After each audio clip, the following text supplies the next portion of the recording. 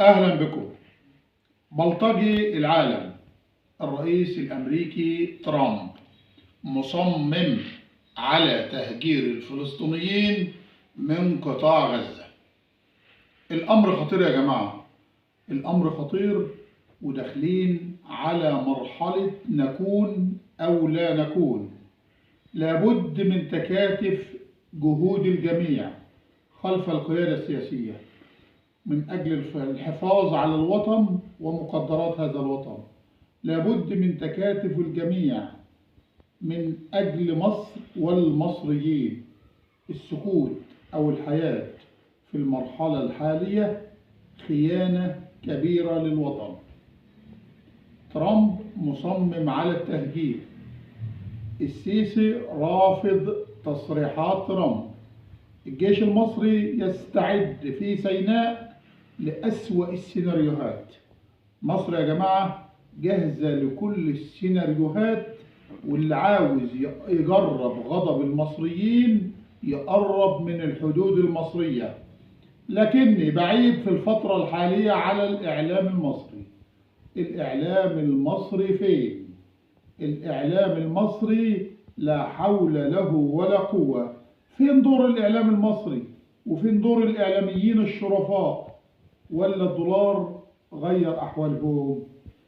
فين الإعلام المصري الشريف علشان يبين للناس الحقيقة، علشان يبين للناس مدى الضغوط اللي بتواجهها الدولة المصرية من الصهاينة والأمريكان والعالم كله، علشان تبين للشعب المصري مدى حب ووطنية وشرف عبد الفتاح السيسي، علشان تبين للمصريين إن الدولة المصرية بتتحارب محاربة شرسة من أعداء الوطن والدين في الداخل وفي الخارج من 2011. أيوة، الدولة المصرية بتتحارب من 2011، ومن قبل 2011 عاوزين يسقطوها، عاوزين يسقطوا مصر ويدمروا الدولة المصرية. لكن عناية ربنا سبحانه وتعالى والجيش المصري القوي السبب الرئيسي في بقاء هذا الوطن حتى الآن. يا جماعة قطاع غزة مش المقصود، والله العظيم غزة ما هي المقصودة. المقصود مصر، الجائزة الكبرى مصر، الليلة الكبيرة هتبقى في مصر. لابد من إسقاط مصر وإضعاف جيش مصر وتقسيم مصر وتشريد شعب مصر، لأن مصر يا جماعة هي العقبة الكبيرة قدام الصهاينة والأمريكان. غزة إيه؟ غزة مقدور عليها والضفة مقدور عليها، لكن مصر اللي على الحدود، اللي نقلت آلاف الدبابات، اللي نقلت جيش يهز المنطقة، هي دي اللي مش مقدور عليها. يا جماعة افهموا الحقيقة، يا جماعة افهموا الحقيقة. هي دي الحقيقة المرة، هي دي الحقيقة. سوريا راحت، لبنان راحت، اليمن راحت، ليبيا راحت، العراق راحت، ما عادش في المنطقة إلا مصر. الجائزة الكبرى مصر. لكن ربنا سبحانه وتعالى هو اللي حافظ مصر.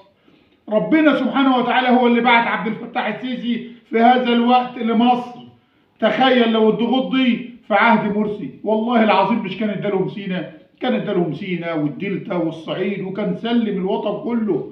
لكن العناية الإلهية يا جماعة، العناية الإلهية هي اللي بتحفظ مصر والمصريين حتى الآن برغم كل الضغوط. والبلطجي ترامب بقول له مش هتقدر على مصر. بص للتاريخ كويس واعرف مين هم المصريين. مش هتقدر على الشعب المصري ولا على الجيش المصري. وبقول له نهايتك قربت أيها العجوز على يد المصريين. نهايتك قربت على يد المصريين. مفيش حد عاقل في الدنيا كلها يعمل كده وياخد التصريحات بالشكل ده. الراجل ده يا جماعة يعني دماغه فوتت. عموما لو انت راجل قرب من مصر والمصريين، لو انت راجل قرب من مصر والمصريين، واللي عاوز يجرب يقرب. الحدود المصرية موجودة، والقطر المصري موجود، والجيش المصري موجود، واللي عاوز يجرب يقرب. الجيش المصري يا جماعة بعون الله قادر إن هو يحارب في كل الجبهات.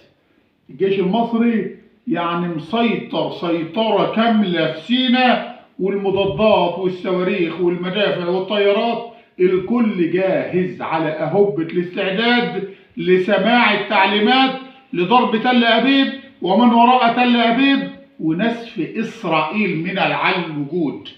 يا جماعة مصر دولة كبيرة قوي، مصر دولة كبيرة قوي، لكن اللي بينقصنا حاجة واحدة: تكاتف الشعب المصري كله خلف القيادة السياسية.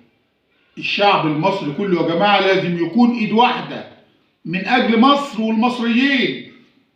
ده الإعلاميين المأجورين اللي كانوا ضد البلد يعني بيعلنوا تأييدهم للرئيس عبد الفتاح السيسي. خلاص يا جماعة الوقت خطر والمرحلة صعبة، وداخلين على مرحلة نكون أو لا نكون. إن شاء الله في مصر هنكون، إن شاء الله في مصر هنكون مع الرئيس عبد الفتاح السيسي، وكل الصعاب هتكون، وهنقدر نحافظ على البلد وهنقدر نحميها ونعليها ونخليها قد الدنيا.